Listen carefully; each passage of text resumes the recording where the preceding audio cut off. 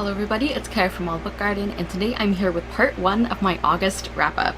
And there's gonna be, there is and isn't going to be a lot of books to talk about because actually quite a few of them I just recently talked about in another collab vlog project that I did, which basically, essentially that's just another wrap-up. So even if you're not like a vlog person, I would encourage you to go check that out if you want to hear about a bunch of books. There were some huge hits there, so I really hope you check it out. And then also, it's gonna be, I read a lot because I was also participating in the amazing readathon that was hosted by Brianna from For Paws and a Book.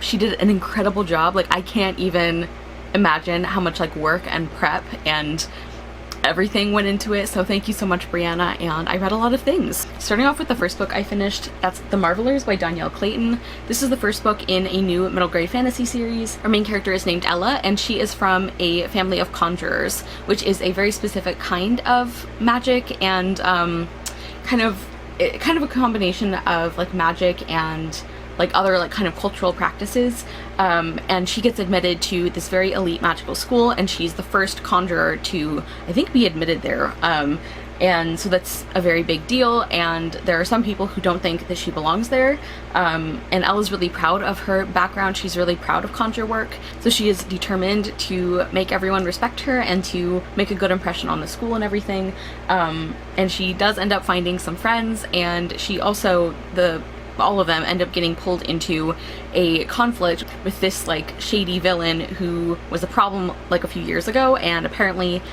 they're back, or they're not as defeated as they thought. And this was like, I liked this, I had a good time with it, it was fun, but I was hoping to love this more than I did. I did really enjoy the world building. I just thought that was really fun and interesting, and for me personally, I think that this book balanced the tone and the whimsy of that with the more serious elements a lot better than, for example, the Morrigan Crow books by Jessica Townsend. Like, I have a real issue with the way those books do that, and I feel like this one did a better job. I also did really like learning about conjure work. I thought that was a really cool element of the book, and I really love how proud Ella was of it, and I really enjoyed her family, especially her aunt. And I like that this book really shows that you can have these kind of fun, whimsical, magical school stories while also being much more inclusive in a way that is not, like, they don't make a big deal out of it, and I just think that's very cool. I also liked the cultural elements of the magic, so there were things I enjoyed here, but one of my big issues was with the writing. Like, it felt strangely disjointed and clunky to me. Like, there were transitions between scenes or paragraphs that I think just didn't make sense or didn't work. There were some like character reactions or feelings that felt very abrupt. Like like Ella would be interacting with somebody and she would be like really irritated by them in a way that suggests that we already knew she didn't like this person, but it's like we'd never met them before. So I had some issues with the writing, and I've read another thing by Danielle Clayton where the writing didn't do that. I really liked the writing, so I don't know what's going on with that. And then I also just really didn't care about the antagonist angle. We also get some like perspective chapters that are very short, but I don't know, I just found them annoying and like overly dramatic, so that really wasn't my thing. And then like just like that plot overall, like the main conflict wasn't really engaging to me, and I also wanted more from the character friendships. Like, yeah, I guess that's how I'd sum it up, is I just wanted more from them. I wanted them to mean more, I wanted them to be more believable, and I just didn't feel like we got that. And also, as part of the writing and everything, I feel like character decisions didn't always make sense. Like, not that somebody was making a bad decision, but it's like, why are you doing this? Like, I don't even know why you were going about this way. Also, this is just a tiny little thing that isn't that big a deal, but I wanted to mention it. So I was very excited that knitting was a part of this book, in kind of an understated way. I was very excited about that. I am a knitter. But like, I don't know if Danielle Clayton, I assume she doesn't knit, and I don't know if she maybe didn't look up a lot of things about it, because like the things that like they're describing this character doing doesn't really sound like something you could do with knitting stitches. And then also at one point Ella like gives this character a gift of a pair of crochet hooks, which like those are completely different from knitting needles, so I'm like, does she also crochet? Like, I don't know, I had questions about it. That wasn't a big deal, but like, I just wanted to mention it. Yeah, so I give The Marvelers 3.5 stars, like a like but not love for me. Next, I finished The Epic Life of Arturo Zamora by Pablo Cartaya. This is a very short contemporary novel, and our main character is, of course, Arturo, and this is a story about gentrification in a lot of ways. He and his family have this restaurant that has always been this really important part of their community. People love it, and it's like kind of the heart of their sort of neighborhood. And then there is this like wealthy land developer who is trying to basically not even buy them out. It's like he's trying to like acquire the land next to them and use that to force them out of business as well, which obviously Arturo and his family really don't want to happen, and so they are trying to fight back against that. And in the meantime, Arturo is also like kind of having some like first crush feelings because this girl Carmen, who has always been kind of like a family friend, she has come to visit for the first time in a while, and he's like, oh no, I think I like you now. And I thought that was like really like fun and cute, and it didn't like that was definitely an important part of the story, is that relationship, but I don't think it felt like weird like those sometimes can in middle grade books. And there's also a lot about just like family in general, and about grief, and also about like community and food and how those things work together. And I thought this was really, really lovely. I especially really loved the like community coming together moments. I thought that the family elements and just like the characters in general were done very well. One of my only drawbacks is like I feel like the villain monologue moments were like a little over the top, and it didn't really fit with what I feel like the rest of the story was, like the way the rest of it was written. But overall, I recommend this. I really enjoyed it. I gave The Epic Fail of Arturo Zamora 4 stars. Next, I finished The Sword of Kaigen by M.L. Wong. This is in the Theonite War story, or Theonite series. And this was a buddy read with my friend Mel from a book fiend named Mel, who was also the one who gifted this to me for my birthday, so thank you so much, Mel. And I loved buddy reading this with Mel. I had heard people say how amazing this book was, but like I think I still somehow didn't know what to expect. So this is set in a kind of like fantasy world that is inspired by Imperial Japan in some ways, but it's also got like some modern technology. Like certain parts of the country and other countries do have technology, which is very interesting. And we're following 2 points of view. One of them is Misaki, who is a young woman. She is married, she's a mother, and that's kind of what she is expected to be. Like the gender roles in her part of this world are very strict. And she has this past of being this incredible warrior that people either don't know about or they pretend they don't know about because that's not considered appropriate.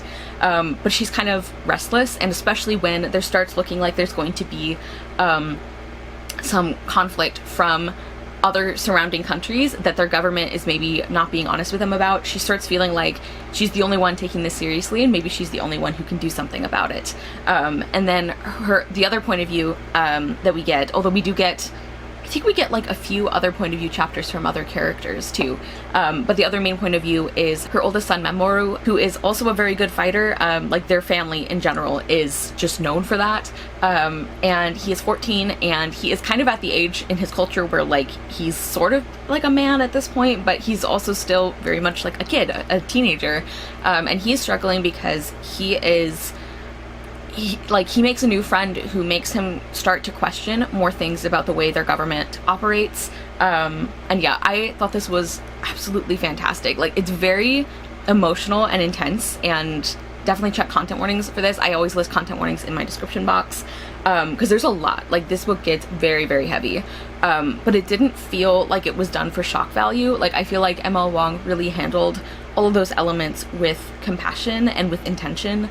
I thought this was like such an incredible book. Like I don't even know where to start. So I loved our main characters. I loved following them. I thought they were so like sympathetic. I was a little worried that Misaki was kind of going to fall into the like not like other girls, or like looking down on other women who liked things that she didn't, and I actually don't think that happens. Like it starts out that way, but we really see that, like, I don't know, as the story develops, as Misaki develops, she kind of realizes that that's not okay. Basically that like other women are also strong, So I loved that. I loved Mamoru. I really found the writing of this incredibly well done because I am not like somebody who enjoys fight scenes. I find them pretty boring, and so the fact that there is quite a bit of fighting in this novel and yet I was still so engaged, I think is really impressive. There's kind of like an elemental magic element plus swordsmanship, and I was just completely gripped by this story, by the plot, the like political things. I thought the like government secrets element was incredibly interesting. I thought the characters were fantastic. We even get like flashback chapters, which y'all know I don't usually enjoy, but even those were amazing. Like I thought this was absolutely incredible. I've already said that I think the emotional impact was handled beautifully. I think that the themes that this book handles about culture and love and family and what makes a fulfilling life and why you choose to do the right thing and what makes it worth it. I just think all of that was so beautiful. And also, I really love that there is a little bit of what I like to call retroactive character development for a couple of these characters, where you find out some information that you didn't know before, and I feel like it successfully changes the way I feel about this character. Like, even though the way that we had interpreted them, I'm like, ooh, you're not great, I don't think I like you. I feel like it's really hard to do that kind of character development in a way that feels earned, but I think Emma Wang did it. I thought this was fantastic. I thought the cultural elements were super interesting, and I feel like she did a great job of like not overwhelming us with like these huge long like info dumps about the world, but also not holding back the important elements for so long that like it was hard to actually get into the story and know what was happening. So yeah, I thought this was amazing. I obviously gave The Sword of Kaigen 5 stars. The only thing that I wish had been done a little differently is I feel like there's a little bit like the focus on like purity of bloodlines in the novel. I kind of wanted to be critiqued more, like the way that that relates to like magic and power and who are the powerful families and everything. I wanted that to be like challenged a lot more, and we do get like there are definitely elements of that being like, you know, commented on by the characters in a way that I think is supposed to be critical. And I also know that there are other books in this world, so maybe we're gonna get that in later books. But yeah, this was amazing. I loved it. Next, I finished A Place at the Table by Sadia Faruqi and Laura Chauvin. I have read a few books by Sadia Faruqi now, which I have really enjoyed, but I haven't read anything by Laura Chauvin before. So this is like this is one of those dual author books where each author writes one of the main characters, because we're following two main characters, and let me check their names. Sarah and Elizabeth. So Sarah is struggling because she just transferred to a public middle school after being schooled at a very small Islamic school for a very long time, and she doesn't know anybody. It's just really hard on her. And then our other main character is Elizabeth, who is a white Jewish girl, and she is also dealing with a lot because her mother is dealing with depression, and that is obviously hard on her mother and also affects like the rest of the family. And the reason these two girls meet is that Sarah's mother is teaching a cooking class at their school or after school, and Sarah has to go along. She doesn't really want to, and Elizabeth signs up for the classes and is excited about it because she is finding that she really likes cooking and she wants to be able to do more of it at home because her mom isn't really able to. She isn't really doing that right now, and eventually the two end up becoming like partners for the class and becoming friends. And I thought this was also done so well. Also, I think this cover is gorgeous. I just love that. I loved the food elements. I loved Sarah and Elizabeth's friendship and seeing that develop, and I also really like that as they're learning about each other's like culture and like practices and different beliefs and everything, there are like they do sometimes like ask questions about it, and like that's talked about as well. Like the way this book deals with microaggressions I think is so smart and so well done, and I think the way that that's communicated to a middle grade audience is just fantastic. And also it's interesting too because Sarah's mother is preparing for her American citizenship test, and so is Elizabeth's mother. Elizabeth's mother is from England, and so there is discussion of like how they have these things in common about feeling like, you know, a stranger, but also there are very different ways that they are treated as immigrants, and I thought that was really well done. Also, I just loved both of these girls. I felt for them so much. Like both of their families, I feel like the way that Sarah's mother was like, oh no, don't worry about money stuff, that's not for you to worry about, and the way that Elizabeth's father is like, well, you know, now that your mother's not working, like, I have to be away for work a lot, I have to take more jobs and more hours. It's like, I understand that, but also, like, these kids should not have all of this on their shoulders. Like, they even talk about that. Like, at one point, Elizabeth is like, I'm 12, I shouldn't be worrying about this, and that's true, and yet a lot of kids do, and I think it is a mistake for adults to think that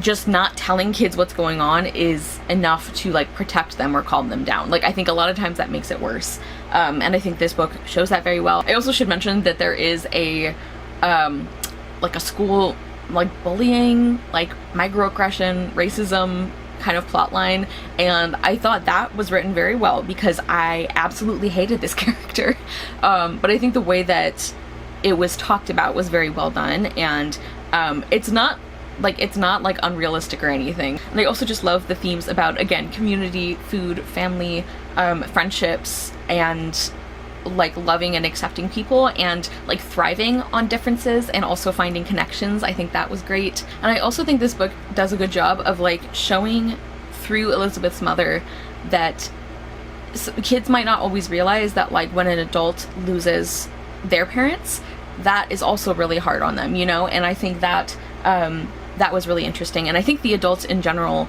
were handled with some good nuance. So anyway, I thought this was great. I gave A Place at the Table 4 stars. Next, I finished The Map of Stories by Anna James. This is the third book in the Pages & Co series, which I'm buddy reading with a couple of friends, and I'm continuing to just really enjoy the series and find it really, like, warm and cozy and lovely. I enjoy the characters and the friendships. I love the concept of book wandering, of course. I will say that the plot elements of this one weren't my favorite. Like, I didn't enjoy that part as much as the other books, but I continue to love Oscar so much. He's Tilly's best friend, and I love him. I love, like, his matter-of-factness. I love, like, his humor. He's just great. What a great kid. And I think he's hilarious. Like, I think I actually laughed out loud a couple times at his lines, which is, you know, unusual. And I also really loved some of the character cameos in this book. If you've read it, you probably know the ones I mean. But yeah, so I thought that was super fun. I gave The Map of Stories 4 stars. Next, I finished Threads of Life, A History of the World Through the Eye of a Needle by Claire Hunter. This is a nonfiction book. This is the UK edition, which is stunning, by the way. I'll actually link the author's website down below because she includes some, like, photos and like pictures of things that she talks about in the book, which are not included in the book itself, and this cover is actually one of the pieces she talks about, and it's stunning. So anyway, this is about embroidery and sewing and how deeply important they are, and the ways that they have been used throughout history for such incredibly important things, both on personal levels and in terms of just world history and culture and civilization, and conflict, and just like the kinds of things that embroidery represents and that it's used for, and like the women who do it too. There's a huge emphasis on actually like recognizing the women who, traditionally women who do this incredible work and who don't get a lot of credit for it.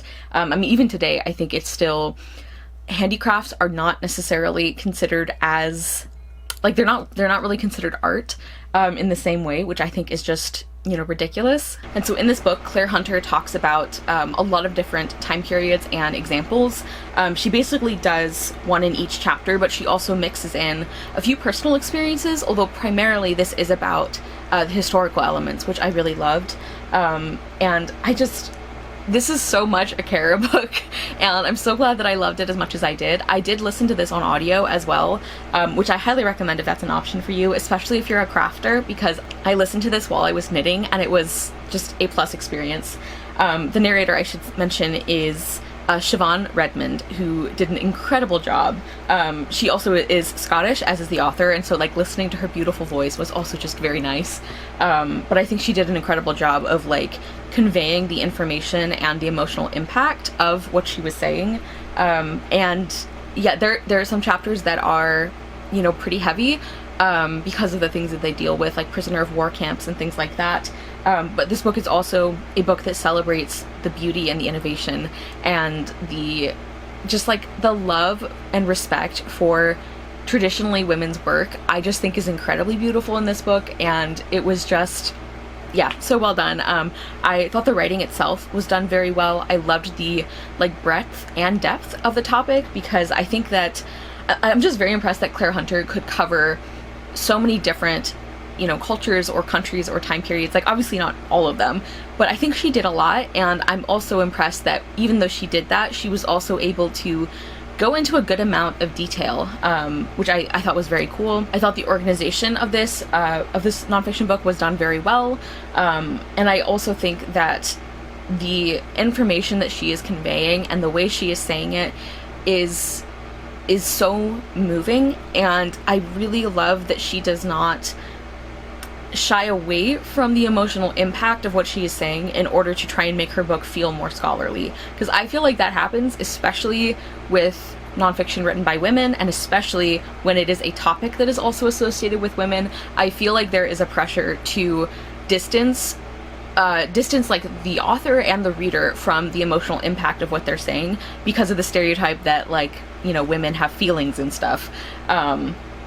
So yeah, I just appreciate that this book didn't do that. I thought the amount of research she did was fantastic. I love the way that it seems like Claire Hunter, when she was going to these different locations and, you know, interacting with these different like embroiderers and artists, it feels like she did it in a way that was very respectful, and like she seemed very honored to be brought into to be shown their work and everything. Like, it didn't feel as, like, I don't know, uncomfy as that can sometimes feel, especially when white authors do that. So I mean, I can't speak to the representation aspect, but it seemed like she wrote about it in a way that was very respectful. The only tiny thing is that I feel like she is really disparaging, like, and there's one chapter specifically where she's very disparaging about, like, certain crafts that use like patterns. Like, it was when she was talking about, like, some kind of, I think it was some kind of like cross stitch or something, and there was it was like a certain way of doing it where, like, it wasn't creative, because, like, you weren't coming up with the design yourself and then sewing it. You were just sewing what, you know, the instructions told you to.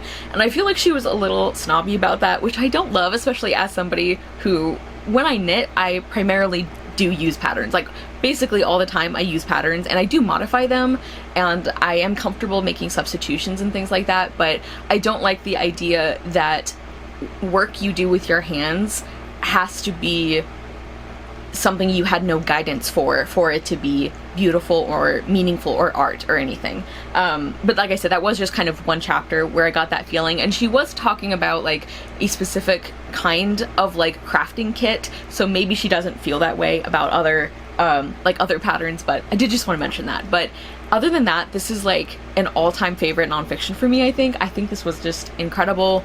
I think it lived up to how much I thought this book was going to be for me, and I gave Threads of Life 5 stars. Next, I finished Homefire by Camila Shamsi.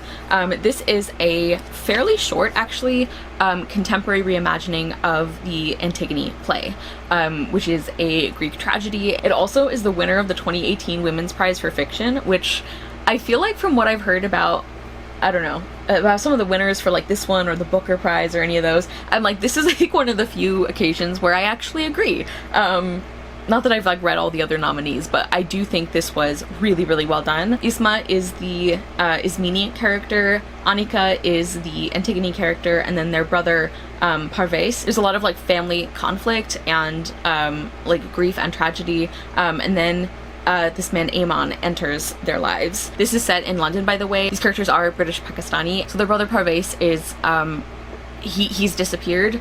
It says to prove himself to the dark legacy of the jihadist father he never knew. And Annika is beautiful and headstrong, and Isma is kind of the practical one, the one trying to hold everything together. And when Amon comes into the picture, it seems like he might have some political power to possibly bring Parvez home, and Annika becomes determined that that is going to happen. I feel like that was a very sloppy summary, so please look this up on Goodreads if you want to actually get a good one. But yeah, this was so smart and so well done. This is another one I actually listened to on audio. Tanya Rodriguez is the narrator. I thought she did a fantastic job. I think the writing of this is absolutely brilliant. I had read a couple of introductions that Camila Shamsi has done, and I thought I would really like her writing in a novel, and I do. I just think it's so like compelling and gripping, but also the way she uses detail to characterize like settings and people and relationships is just really, really impressive to me. I think that as a retelling of Antigone, this is so brilliant. Like the way that it intensifies or transforms the themes of that play into a modern setting and into different issues, and I just think that was so well done. Like the way that this book deals with grief and with like burial and mourning in ways that do draw on the original, but that also makes sense for this as a separate story. I just think that's masterful, and I do think that this book would work just as a standalone story, even if you don't know Antigone, but I definitely think that it's most effective if you do kind of know something about the play. And I feel like, along with how much I love the writing, I think that because I love the writing so much, the characterization also really worked for me, even though so many of these characters are really just frustrating, or it's like painful to read about what they're going through. Just the craftsmanship was so good. And also, I'm very impressed that I was so like wrapped up in this story and in these particular characters that like plot points from Antigone would happen, and I was the surprised Pikachu face. Like I know Antigone. I have read the play, seen the play, written papers on the play. I'm very familiar with it, and yet I was shocked. I was shocked at some things, which I think is sometimes a testament to how much a retelling can pull you into its version of the story. Yeah, the only thing is that I really wanted this book to have more Isma. She was by far my favorite character. I love her. I want only good things for her. I understand, like, I realized eventually that, like, okay, Isma is this meanie character who's a very, very minor character in the play. She's Antigone's sister. So I guess I should expect that we wouldn't get a lot from her, but I still wanted more. And yeah, anyway, especially because, like I was saying with the other characters, it was just very distressing to follow them sometimes, so I wanted more Isma. But anyway, I gave Homefire 4 stars. Next, I finished Endless Water, Starless Sky by Rosamund Hodge. This is the concluding volume to a duology. The first book was Bright Smoke, Cold Fire, and this is the, like, really dark fantasy, like, necromancy retelling of Romeo and Juliet that, like, nobody likes. When I reviewed the first book, which was a couple years ago now, I think, I mentioned that, like, this is a series that I don't think I have ever heard anybody enjoy. I'm sure there are people who do, but it's like the rating on Goodreads is terrible. Like all the top reviews are like really disappointed, and I do think, like, this is not my favorite Rosamund Hodge book, but I feel like this series just really solidifies for me that I love her writing and her storytelling so much that it does not matter. It does not matter how much other people don't like her books, like a particular book by her, because I will almost certainly still enjoy it. So I'm not going to get too far into the summary for this one, especially because I did a very, very long summary for the first book because there's a lot of plot threads going. So this book has seen a lot of our main characters like forced into working with other people. I'm trying to be vague. So this setting, there's like this walled city, and there was this thing called, was it like the Cataclysm or something like that, where it was like this huge, like, horrible event that killed basically everybody else, and now like the only safe place to be is within this city's magical walls, because the magical walls are what protect them from these like different monsters, and yeah, and so the magic is kept going by sacrifice, like blood sacrifice kind of thing, which is obviously a lot. So there is, as I said, a lot of darkness and violence and, like, yeah, just a lot of that stuff in this book, in this series, so just be aware of that. And kind of the conflict, or the thing that starts off the first book and kind of sets everything in motion, is that one of our 4 main characters, Runaho, who's also my favorite, she is like the Rosalind character basically, and she has joined this group of like sisters who are the ones who like do the sacrifices. And the reason she did this is because she has been noticing that the walls are failing, and she's like, this isn't working anymore, we need to figure something else out. And so this book is them still trying to figure something out. So I always love Rosamund Hodge's writing. I always struggle to describe it, but I love it. It's like dark fairy tale, but not like overly flowery or descriptive. And I've said before that, like, the way that she writes characters and relationships is like, she's one of those authors where she gets me to buy it so quickly. Like the turns of phrase that she uses, or like the way that she writes dialogue, the things that she finds like interesting for characters and character dynamics are things that I also do. And so I think that is why it's like a character might have a very fast developing romance, like in some of her short stories. I'm like, this is insta love, but I don't care because I believe you. So I love her character work. I think her ideas are so interesting. I was definitely very emotionally invested in this book. And also I thought that this one was really interesting too, because it dealt a lot with like these different families and their different beliefs about like the afterlife or like death, and I thought that was very interesting. I was also impressed that this book managed to make me like Romeo more, because I didn't dislike him in the first book in the series, but he was by far my least favorite point of view. And actually in this book in the series, I actually liked him. I thought he was an interesting character, and he did more. I will say I think that we needed more of one of my favorite characters, but I was glad that we got so much Renajo in this one, because again, she's my fave. I love her.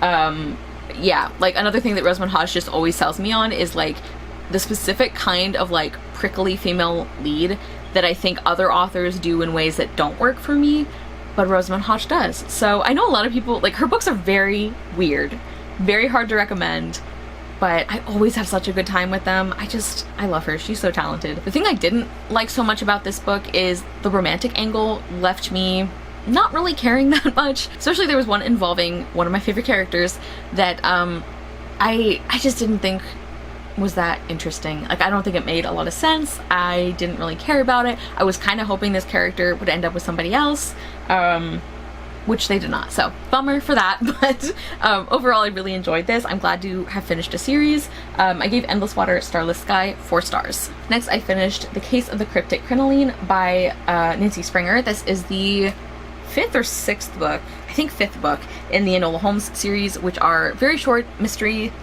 books that are imagining if Sherlock and Mycroft Holmes had a younger sister named Enola.